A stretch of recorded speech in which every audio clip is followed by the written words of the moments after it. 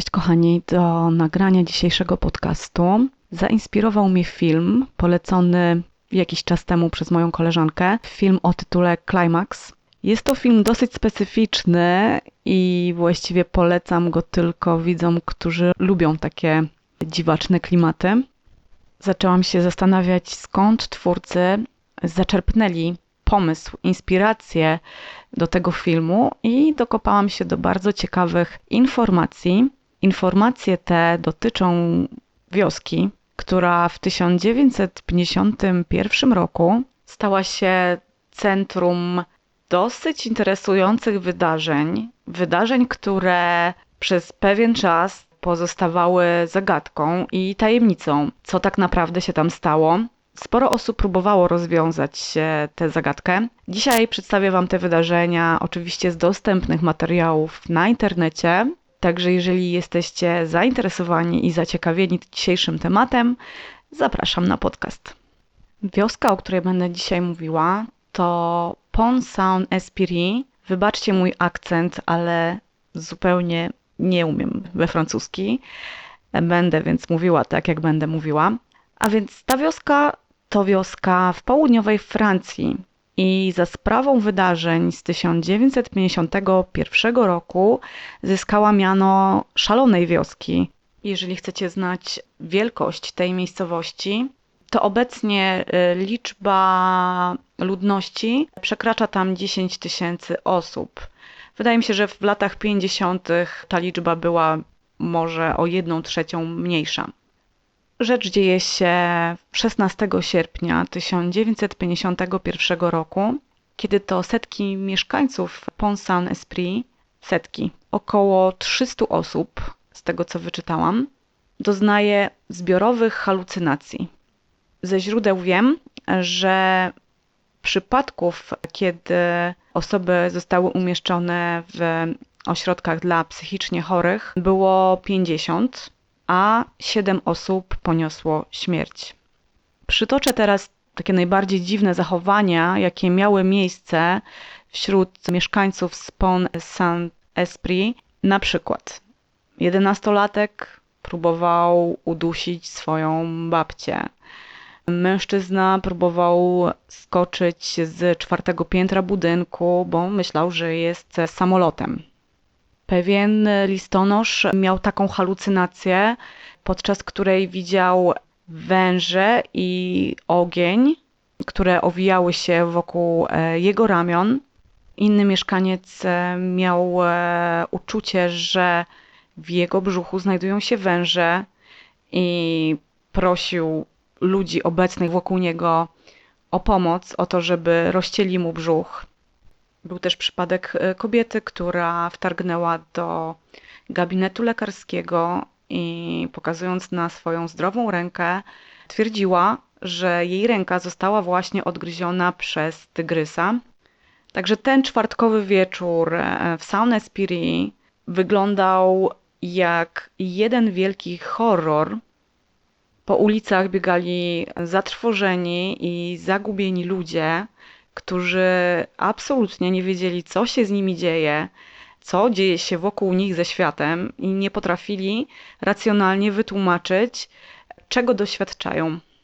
W późniejszym czasie okazało się, że ci ludzie mieli na tyle makabryczne wizje, że niektórzy z nich faktycznie próbowali się zabić albo zapobiec tym wizjom, tak jak ten wspomniany 11-latek, który próbował zabić swoją babcię.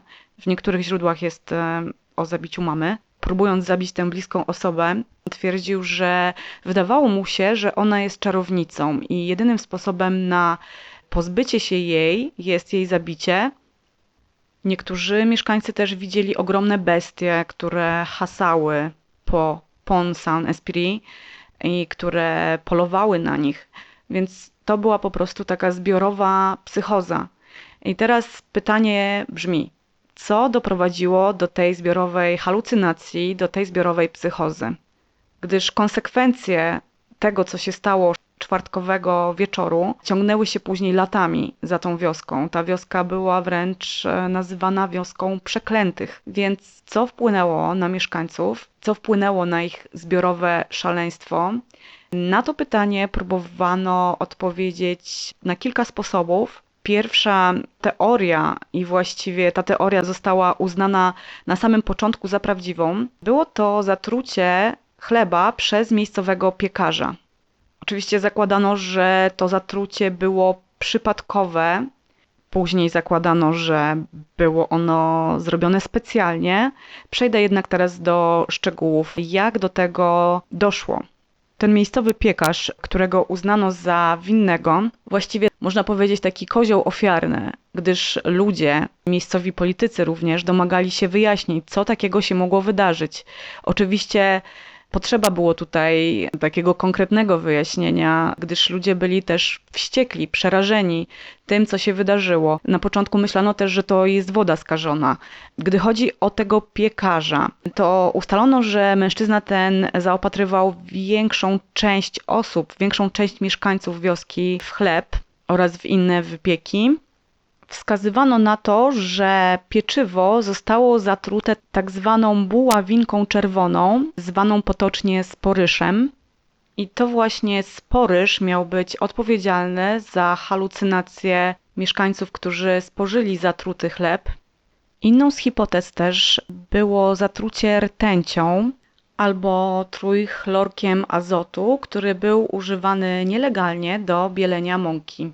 Osoby jednak przeciwne tej hipotezie o zatruciu rtęcią lub trójchlorkiem mówiły o tym, że wtedy to miałoby też wpływ na inne piekarnie w mieście, a tutaj chodziło o chleb z konkretnej piekarni.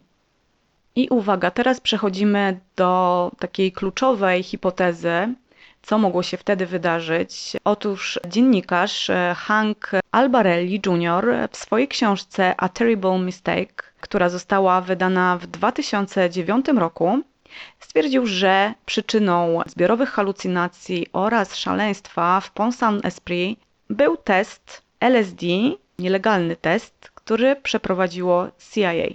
To były czasy też zimnej wojny i tutaj były prowadzone najróżniejsze eksperymenty, również eksperyment MK-Ultra, o którym możecie sobie poczytać w internecie. Jeżeli chcecie, kiedyś mogę zrobić o tym podcast, bo to bardzo ciekawa, a zarazem tragiczna historia, choć moim zdaniem to nie do końca jest historia.